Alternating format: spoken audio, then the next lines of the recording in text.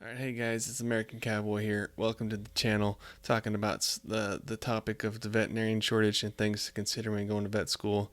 I recently came across an article which sparked some ideas to talk about on this, with also some research on myself. So let's get to this.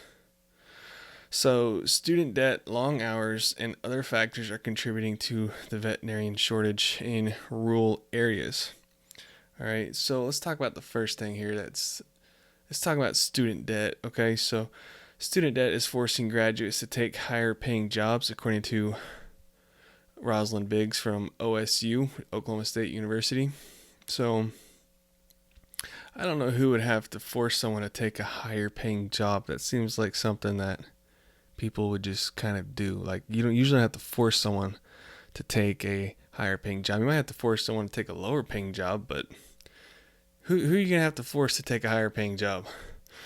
83% of students average vet school debt of $189,000, according to the AMVA report.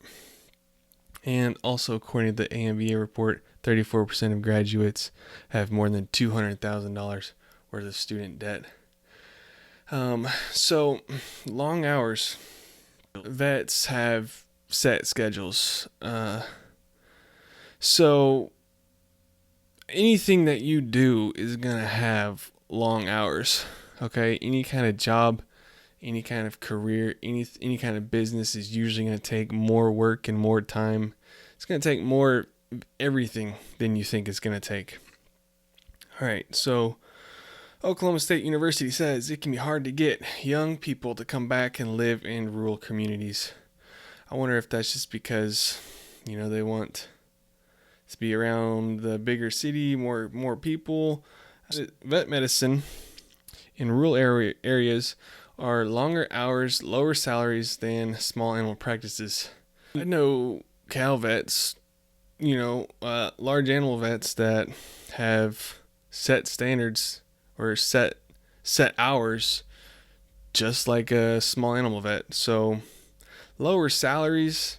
I bet you there are some small animal vets that are not rich. There are some large animal vets that are have high salaries. Also, so the article said that vet medicine in rural areas are longer hours, lower salaries than small animal practices. Which overall, So according to Oklahoma State University, the shortage of vets is a national issue. And there was a veterinarian shortage in over 44 states in 2019, and is only been getting worse since. And that is according to the USDA.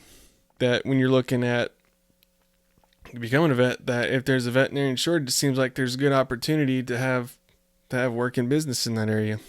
So here's an interesting statement. It's only about 5% of vet students are interested in food and animals and rural medicine, said a professor from the University of Georgia. That kind of comes to mind is that why is this professor saying that only 5% are interested in this? Is he that good of a professor? Or is he that, not that good of a professor to not make someone interested? How are you going to go into a profession that is as dedicated as a veterinarian and not be interested in it, To get through, the years of hard work in something you're not really interested in, only 5% of vet students are interested in food and medicine. That's just kind of an interesting statement. Okay, it is expensive to become a veterinarian, so it is more lucrative to work in private and small animal practices. So here's a quote here from an Iowa State University graduate who has a practice in Wisconsin now, and says that, quote, "I feel like every practice in the state of Wisconsin is hiring, and there aren't that many students interested in doing large animal medicine. I feel like there's a shift in people who are interested in small animal, and there's more money doing small animals. So, which is appealing. End quote. 38% of vets are considering leaving the profession, according to an AMVA report, and the reason is for work-life balance. Vets work long hours and unpredictable hours. So you might work unpredictable hours if you're in like an emergency clinic. Vets work long hours, so you're gonna just quit a profession like veterinarian because it's long hours. Well, you can open up your own practice and make your own hours. Okay, next is mental health in veterinarian practice continues to be a struggle for many. Suicide rates for all involved in agriculture are higher than any other profession. Wow, that is kind of brutal.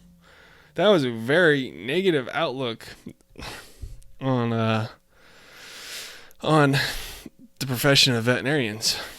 Like the whole article I read was not a single positive thing about being a veterinarian. So in this thing kind of just said it's high workload, it's no money, and high stress, all of this stuff. So that was kind of brutal. All right, so with every career, there's pros and cons. So let's just finish this out with some pros of being a veterinarian, okay?